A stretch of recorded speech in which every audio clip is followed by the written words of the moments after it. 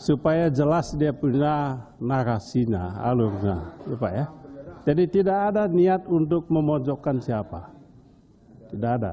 Oke. Maka saya tanya lebih lanjut. Setelah tadi dilaporkan kepada Bapak Presiden dan saudara belum tahu apakah laporan Anda sudah ada di meja Bapak Presiden, maka apakah saudara pernah diminta oleh Menko Polhukam dalam jabatannya supaya Anda melaporkan kasus yang terjadi di Kemenkeu itu? Pernahkah? Dalam konteks RAT pertama. Bukan. Dalam kasus yang ramai di Kemenkeu ini loh. Iya, rangkaiannya itu mohon izin Bapak. Dalam kerangka di awalnya itu terkait dengan RAT. Beliau minta klarifikasi apakah kita sudah pernah mengirimkan hasil analisis atau belum. Karena ada isu mengenai LHKPN yang tinggi, yang besar itu.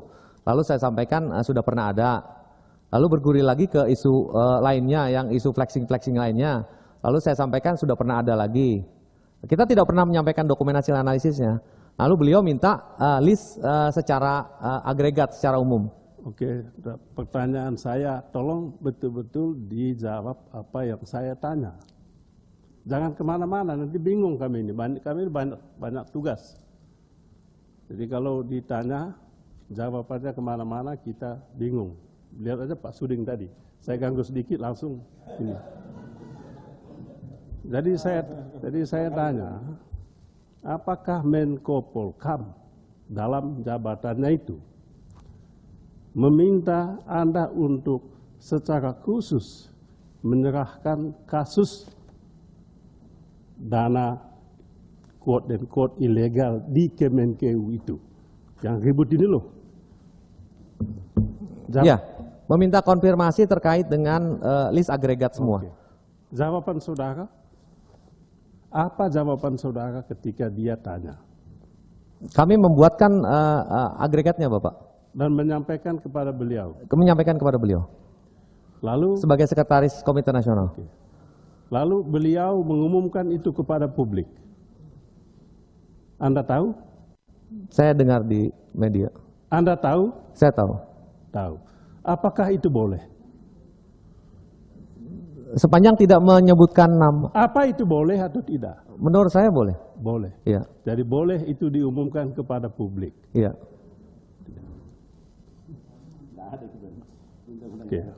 Makanya saya tanya lebih lanjut. Kalau Anda mengatakan itu boleh, tolong tunjukkan kepada saya pasal berapa dalam undang-undang ini. Coba tunjukkan. Iya. Sebab kalau tidak, Bapak Ibu yang saya banggakan dan saya hormati, Saudara Menko Polhukam dan Anda juga sebetulnya punya niat politik yang tidak sehat. Ya, mau memojokkan Kemenkeu atau sejumlah tokoh di Kemenkeu.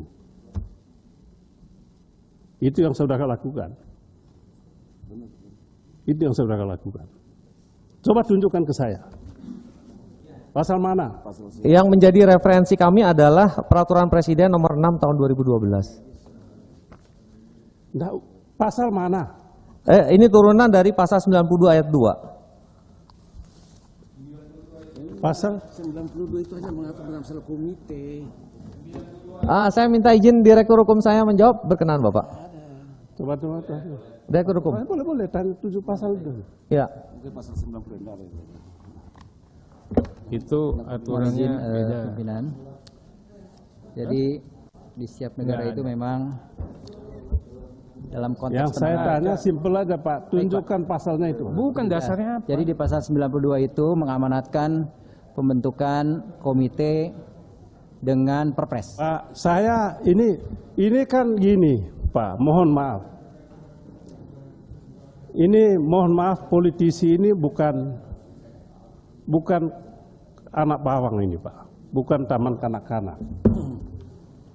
Pasal 92 ayat 2 yang Anda sebutkan itu saya bacakan. Ya. Saya bacakan. Pembentukan Komite Koordinasi Nasional Pencegahan dan Pemberantasan Tindak Pidana Pencucian Uang diatur dengan peraturan Presiden. Ya. Betul. Ya, ini peraturan Presidennya. Ya. Saya baca dari awal sampai selesai. Tidak ada satu pasal pun ataupun penjelasannya yang dengan tegas menyebutkan Kepala PPATK, Kepala Komite, apalagi Menko Polhukam boleh membuka data-data seperti itu kepada publik sesuka-sukanya, selain punya motivasi politik. Itu yang Anda lakukan. Itu aja Pak Ketua. Benar apa tidak? Tanya dulu benar atau tidak? Ya, maka betul tidak itu motivasi politik? Allah sama sekali tidak ada. Nggak usah sumpah sebut-sebut Tuhan di sini. Tidak ada sama sekali. Lalu maksudnya apa? Saya menjalankan fungsi saya sebagai sekretaris Komite Nasional. Oh, saudara tidak ikut membuka itu ke publik? Saya enggak. Oh, hanya kepala komite? Hanya Pak Menko Polhukam. Bapak bisa konfirmasi. Dan Anda tahu, pastikan bahwa itu tidak sesuai dengan aturan. Tahu? Saya Ya tahu toh? ya. Oh, tahu. Ya itu Pak Ketua. Jadi saya minta saudara kepala komite Menko Polhukam dihadirkan di tempat ini dalam waktu sesingkat-singkatnya. Sekian dan terima kasih.